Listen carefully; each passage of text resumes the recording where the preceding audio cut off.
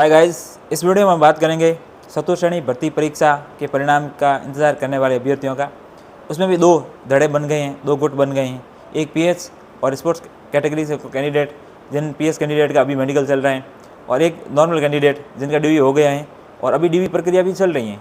पहले प्रथम चरण, द्वितीय चरण, अब तृतीय चरण के लिए या थर्ड फेज़ के लिए जो मौका दिया गया है कि जो पहले दो फेज़ में अनुपस्थित थे, एब्सेंट थे, वो अब जो है आके अपना डीवी करवा सकते हैं। तो डीवी प्रक्रिया भी चल रही है। इधर ये भी मांग चल रही है कि टाइम से जल्दी से रिजल्ट निकाला जाए। पीएच कैंडिडेट और स्पोर्ट कैटेगरी के जो कैंडिडेट हैं उनका रिजल्ट होल्ड करके, जैसा कि आरएस में किया गया अभी हाल ही में, पटवार भर्ती परीक्षा में भी किया गया है।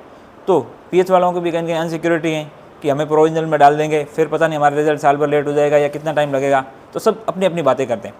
तो मुझे ऐसा लगता है कि जो सरकार को अपनी जो प्रक्रिया है उसको चलने दिया जाना चाहिए और सबको शामिल करते हुए सबके साथ न्याय किया जाए। क्योंकि पटवार वाले कैंडिडेट अभी जूझ रहे हैं, प्रोविजनल वाले बैठे हैं, अभी तक उनका रिजल्ट नहीं आया है। इधर पीएस वाले कैंडिडेट को ये चीज़ आभास हो रही है या दिख रहा है कि कल को हमें भी ऐसे डाल दिया जाएगा तो हमारा रिजल्ट कैसे आएगा और कितना टाइम लगेगा, फिर उनके बहुत सारे इशू हो जाएंगे, कब उनको ज्वाइनिंग दिलवाएगी सरकार। तो ये बहुत सारी चीज़ें हैं, उनको लेके भी बहुत सारी बातें बनती हैं। विभिन्न जो है मंचों पे इसको रिजल्ट को लेकर, ट्विटर ट्रेंड हो या फिर यूट्यूब चैनल पे हो, विभिन्न छात्र संघ अध्यक्षों से या संगठनों से भी बातें चल रही हैं और लोग दो धड़ों में बट रहे हैं। मैं भी एक कैंडिडेट के तौर पे यही कहूँगा कि जो सरकार का नियम है उसको चलने दीजिए। और चतुर्थ श्रेणी में जो हमारे पीएच दिव्यांग भाई हैं या स्पोर्ट्स वाले हैं, स्पोर्ट कोटा वाले हैं, विधवा परित्याग वाले, ये जो भी कैटेगरी है उनको साथ में ही रिजल्ट आ जाए तो सही रहे। 4 महीने हमने निकाल दिए हैं तो कुछ महीने और भी निकल जाएंगे। और किसी को लगता है कि इस प्रकार जो है ये भर्ती प्रक्रिया बहुत आगे चली जाएगी, तो देखो हमारे कहने से कुछ होगा नहीं। और सरकार को जो है अपना काम करने दीजिएगा। बोर्ड अपने काम कर रहा है, चिकित्सा विभाग ने अपने प्रक्रिया में लगा हुआ है। अब लोग शिक्षा विभाग की तारीफ कर रहे हैं कि उन्होंने डीवी जल्दी से करवा दिए, टाइम पे करवा दिए, लेकिन चिकित्सा विभाग धीरे चल रहा है। अब जैसे ऊपर से ऑर्डर होते हैं वैसे ही काम होते हैं।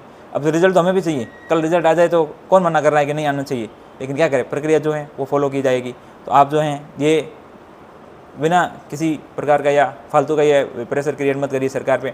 कल को हो सकता है पीएस कैंडिडेट वाले कोर्ट में जाके स्टे लगा देंगे कि इस भर्ती प्रक्रिया में हम भी शामिल हैं और तो हमें भी शामिल किया जाए, तो कुछ भी हो सकता है। फिर हमारा ये जल्दबाजी वाला फैसला क्या काम आएगा।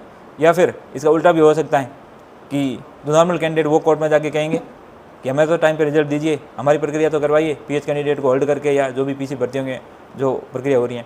एक तरफ है जो 1 साल वाला नियम का भी चलना है। बहुत से ऐसे कैंडिडेट है वो सोचते हैं कि 1 साल वाला नियम, जो 1 साल के अंदर अगर आप ज्वाइनिंग करके छोड़ते हैं तो वो पद खाली ना हो और उसको जो है कट ऑफ कम करके या फिर वरीयता सूची के अकॉर्डिंग भरा जाए।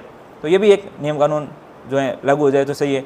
बजट घोषणा में है और इसके लिए भी बहुत सारे संगठन जो प्रयास कर रहे हैं, शिक्षक संघ हैं, साथी हैं हमारे, बहुत से लोगों ने, एलबी पंत साहब जो कि दैनिक भास्कर के एडिटर हैं, उन्होंने भी जो इस मुद्दे पे बात रखी है, लोग इनसे मिले भी हैं। तो बहुत सारी चीज़ें चल रही हैं। फोर्थ ग्रेड के रिजल्ट को लेकर ये एक पद तो छोटा है, चतुर्थ श्रेणी कर्मचारी, लेकिन ये भर्ती ने अपने आप में एक बहुत बड़ा रूप धारण कर लिया है।